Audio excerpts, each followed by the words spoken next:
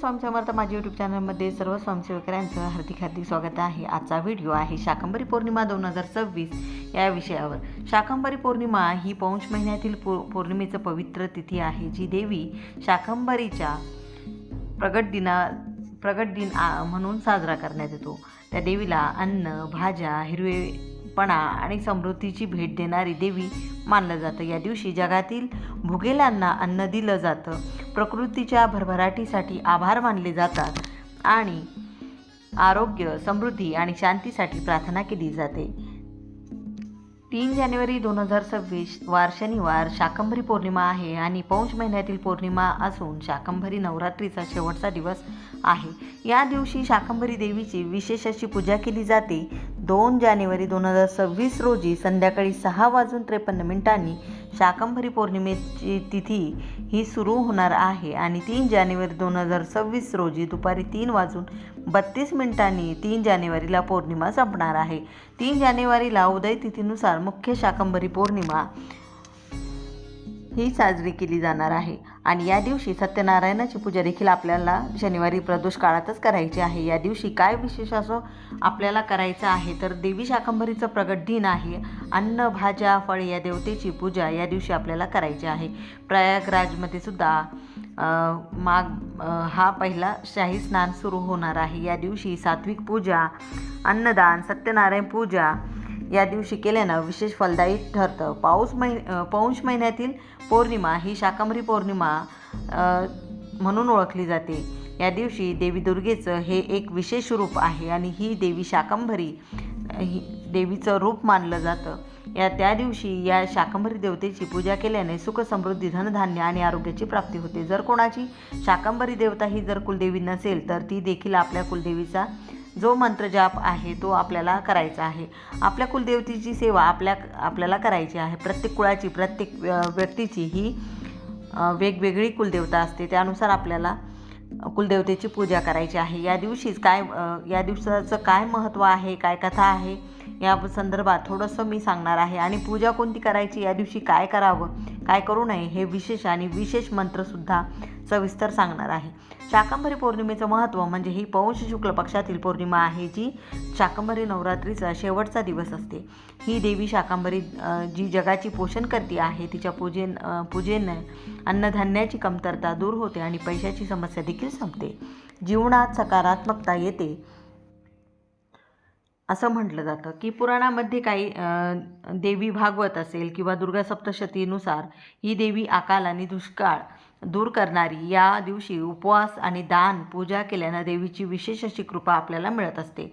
या दिवशी सकाळी गंगाजल मिश्रित पाण्याने स्नान करावं, घर स्वच्छ करावं, देवीची मूर्ती किंवा फोटो असेल तर शाकंभरी देवतेची जर फोटो किंवा मूर्ती असेल तर तुम्ही त्याचा अभिषेक करावा। जर ती नसेल मूर्ती तर तुमच्या देवघरामध्ये अन्नपूर्ण देवतेची मूर्ती आहे तर त्या देवतेवर देखील तुम्ही अभिषेक केला तरी देखील चालेल। बऱ्याच घरांमध्ये शाकंभरी नवरात्रामध्ये देखील जसं आपण शारदीय नवरात्रामध्ये घटस्थापना करतो त्याचप्रमाणे देखील घटस्थापना या कालावधीमध्ये केली जाते। या दिवशी तुम्ही कुलदेवतेची ओटी देखील भरायची आहे आणि त्याचबरोबर तुम्ही तुमच्या कुलदेवतेचा जो काही मान सन्मान आहे तो देखील करायचा आहे आणि कुलदेवतेला लाल चुनरी, पांढरी किंवा लाल फुलं हे अर्पण करायचे। त्याचबरोबर हरभरा आणि गूळ याचा नैवेद्य देखील तुम्हाला दाखवायचा आहे। त्याचबरोबर तुम्हाला सात्विक भोजनाचा नैवेद्य देखील तुम्हाला देवीला दाखवायचा आहे। दुर्गा सप्तशतीच्या पाठाचं पठण करावं, नवार्णव मंत्राचा जाप करावा। शाकंभरी देवतेचा जर मंत्र माहीत नसेल तर तो सांगते, ओम शाकंभरी नमः या मंत्राचा देखील तुम्ही जाप करू शकता।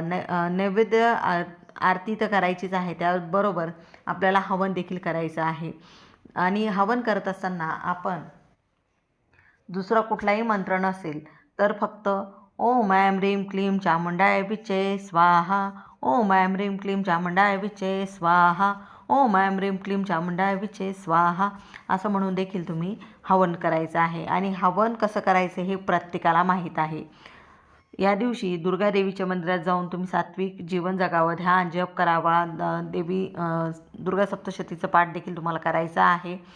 गरजूंना अन्न, धान्य, फळे किंवा भाज्या या दान कराव्या। अन्नदानाला सर्वाधिक महत्त्व आहे। या दिवशी तुम्ही दुर्गा देवीच्या मंदिरात जाऊन ज्या गोष्टी तुम्हाला सांगितल्या आहेत त्या करायच्या आहेत. त्याचबरोबर कुठली गोष्ट करायची नाही. मांस खायचा नाही. लसूण, कांदा, तंबाखू, क्रोध किंवा द्वेष या गोष्टी टाळायच्या आहेत. पौर्णिमेला सामान्यतः दाढी, केस कापणं हे टाळावं आणि काही गोष्टी परंपरेनुसार या गोष्टी कराव्यात. आपल्याला शक्य असेल तेवढं सात्विक राहावं. आणि आणखी एक, आपल्याला रात्री पौर्णिमेच्या दिवशी रात्री चंद्राला अर्घ्य द्यायचं आहे आणि त्यामुळे आपल्याला शक्य होईल तेवढी पुण्य कमवण्याची ही वेळ आहे. त्या दिवशीच आपल्याला प्रदोष काळात 3 जानेवारी 2026ला आपल्याला करायचं आहे सत्यनारायण. आणि मुख्य दरवाजावर देखील आपल्याला अशोक किंवा आंब्याच्या पानाचा तोरण लावायचा आहे. आणि ज्या दिवशी तुम्हाला जागरण देखील करायचं आहे. झोपलेल्याचं भाग्य झोपतं म्हणून प्रत्येकाने त्या दिवशी रात्री 12पर्यंत जागरण करायचं आहे. ज्या भक्तीने आणि श्रद्धेने या दिवशी जर पूजा केली तर त्याचं फळ प्राप्त आपल्या सर्वांना होतं. आरोग्य, समृद्धी आणि सुरक्षितता आपल्या जीवनामध्ये येत असते.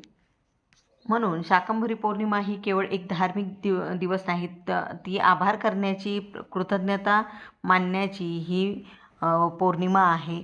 आपल्या जीवनात अन्न, आरोग्य आणि समृद्धीसाठी देवीच्या कृपेची प्रार्थना करण्याची दिव्य संधी या दिवशी आपल्याला मिळालेली आहे. देवी शाकंभरीची पूजा मनापासून केल्यामुळे घरात शांती, समृद्धी आणि सौख्य नांदतं आणि समाजातील गरजू लोकांना अन्नदान केल्यानं पुण्यही वाढतं. जर तुम्हाला आजची ही माहिती आवडली असेल तर माझ्या चॅनलला नक्कीच लाईक करा, सबस्क्राईब करा, शेअर करा आणि अशा धार्मिक माहितींचा व्हिडिओ जर तुम्हाला आवडत असेल तर नक्की माझ्या चॅनलला सबस्क्राईब करा आणि लाईक करा. अशी नवनवीन माहिती मी नक्कीच तुमच्यासाठी घेऊन येणार आहे. झाले सेवा महाराजांच्या निमित्त करते. श्री स्वामी समर्थ.